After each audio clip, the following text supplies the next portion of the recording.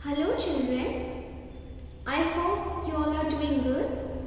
Today I am going to tell you a very interesting story. So সকলোৱে ভালকৈ শুনিবা।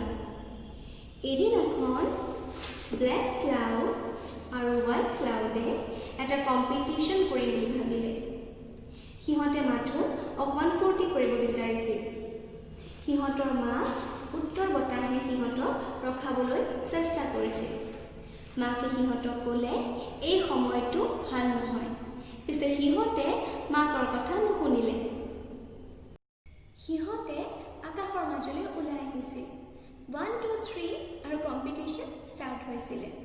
সিহঁতে দৌৰাদৌৰি কৰিছিল, খেদাখেদি কৰিছিল, চিঞৰিছিল, খং কৰিছিল, মুঠতে খেল ধেমালিৰ মাজেৰে কম্পিটিশ্যন আৰম্ভ কৰিছিল। কিন্তু তেতিয়াই এটা ঘটনা ঘটিলে। সিহঁতক মাকে সতৰ্ক কৰাৰ নিচিনাকৈ ব্লেক ক্লাউড আৰু হোৱাইট ক্লাউডে ইটো সিটোৰ গাত খুন্দা খাইছিলে আৰু দুখ পাইছিলে আৰু সিহঁতে কান্দিবলৈ আৰম্ভ কৰিলে। ক'লা ডাৱৰবোৰ পানীৰে ভৰি গৈছিল আৰু সিহঁতৰ চকু পানীবোৰ পৃথিৱীত পৰিবলৈ আৰম্ভ কৰিছিল।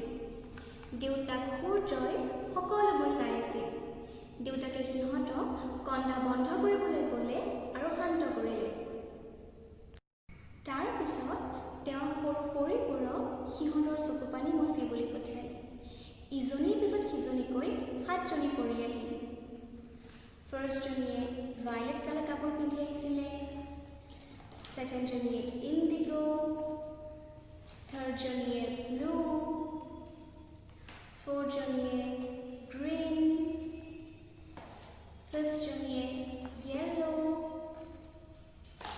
ছিক্সথজনীয়ে অৰেঞ্জ আৰু লাষ্টৰ 4জনীয়ে ৰেড কালাৰ কাপোৰ পিন্ধি আহিছিল।